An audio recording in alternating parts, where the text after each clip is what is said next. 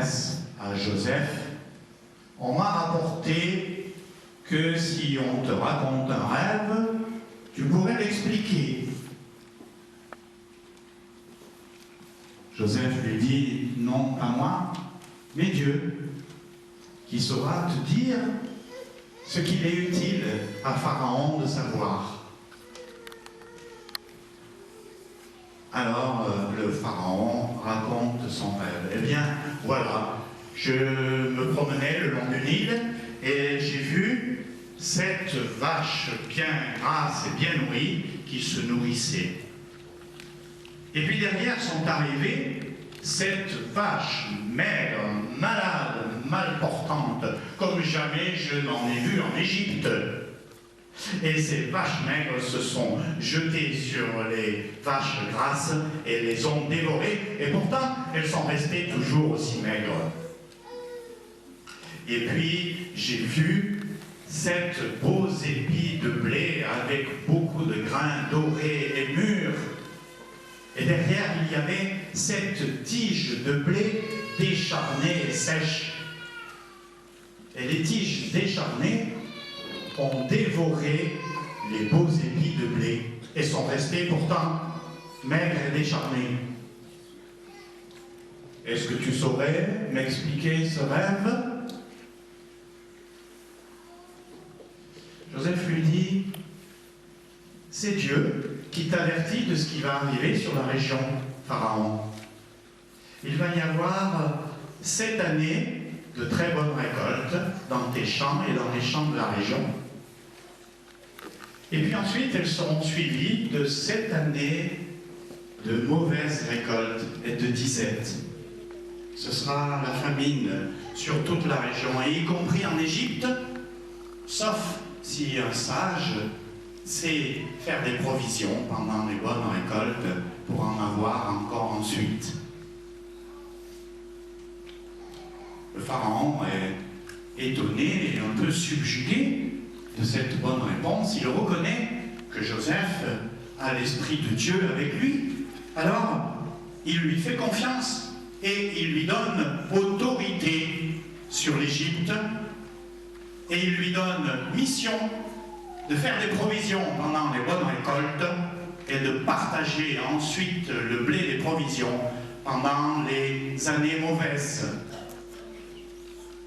Et voilà, notre Joseph, à moins de 30 ans, qui devient un des grands personnages d'Égypte, un des grands ministres d'Égypte au nom de Pharaon.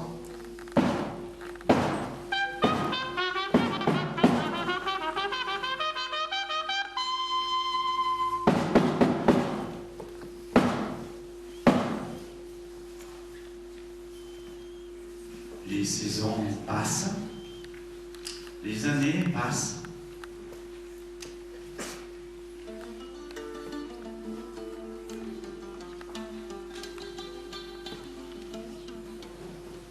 De belles années d'abord.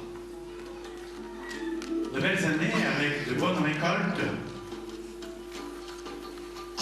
Et partout on peut faire des provisions, on peut engranger dans les greniers des provisions de céréales, des provisions de blé.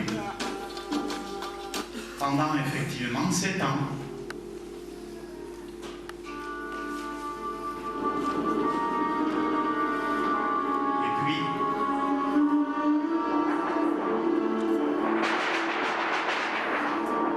Et puis des mauvaises années, où il y a la sécheresse,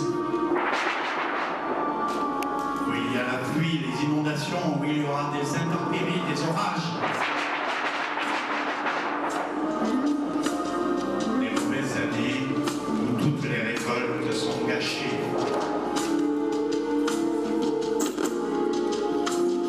Et au bout de 2 ans de mauvaises récoltes, dans la région, il n'y a plus aucune provision. Sauf en Égypte. Et cela se sait.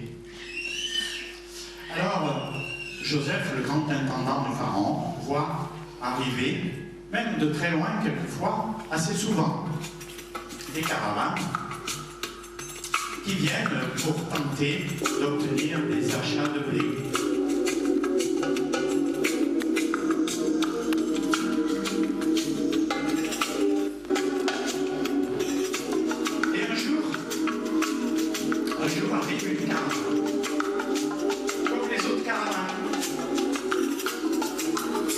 présente devant Joseph. Et Joseph,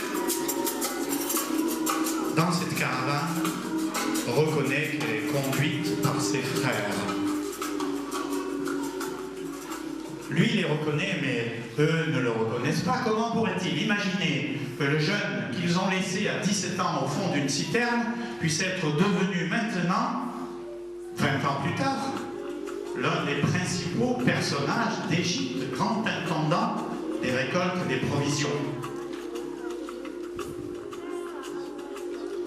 Lorsqu'ils arrivent devant ce personnage important, les frères de Joseph se prosternent devant lui, visage contre terre, un peu comme des gerbes de blé dans un champ. Et ils lui demandent une vente de céréales.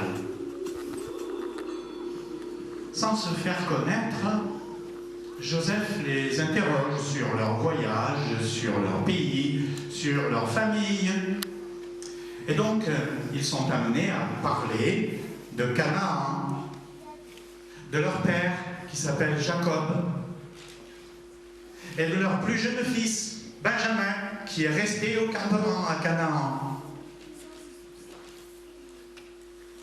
Joseph est très ému de retrouver ses frères et sa famille. Tout un tas de souvenirs lui remontent à la tête. Il est très ému, mais il ne veut pas les laisser paraître, alors il va dans une salle à côté pour pleurer. Il leur a pardonné dans son cœur, parce que l'Esprit de Dieu est avec lui. Il a décidé de les laisser repartir chargés de blé, sans même prendre leur argent.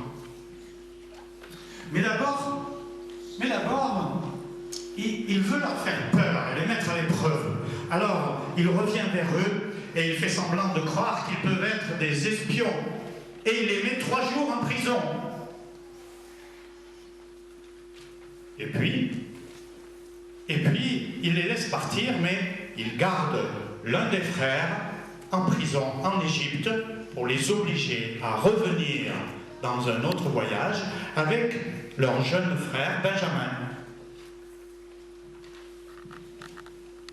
Au second voyage, en effet, les voilà de retour avec leur plus jeune frère Benjamin.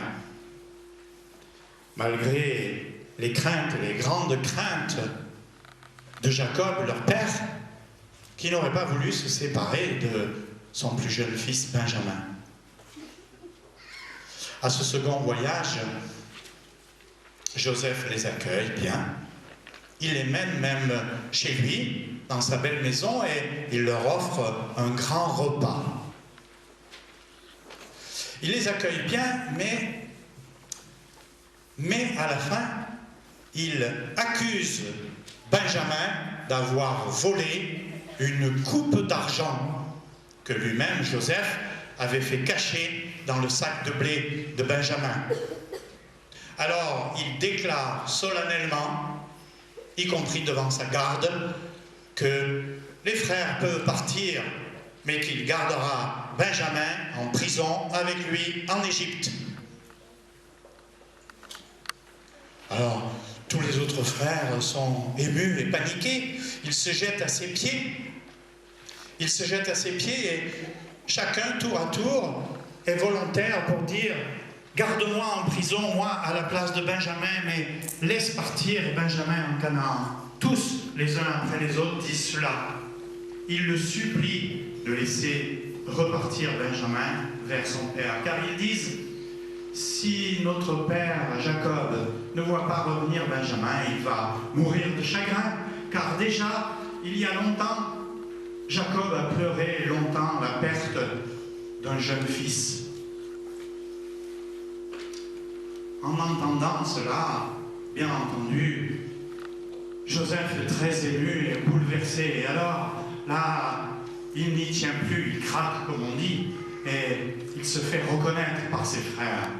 Il leur dit, c'est moi, Joseph, votre frère. Et ils s'embrassent tous. Il leur dit sa joie de les revoir. Il leur dit que tout est pardonné et ils sont tous ensemble dans la joie.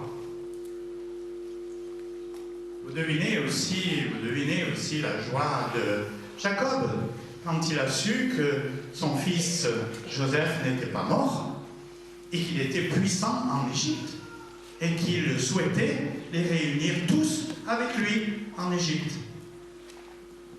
Et effectivement, avec l'accord de Pharaon, Joseph a fait venir tout le clan de sa famille, toute sa famille, et il les a installés dans une belle région d'Égypte.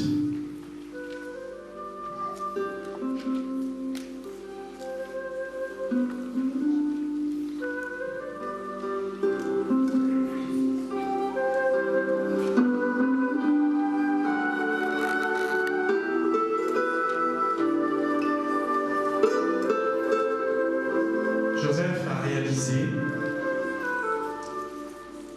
que toute sa vie mouvementée avait servi à sauver sa famille de la faim et de la mort.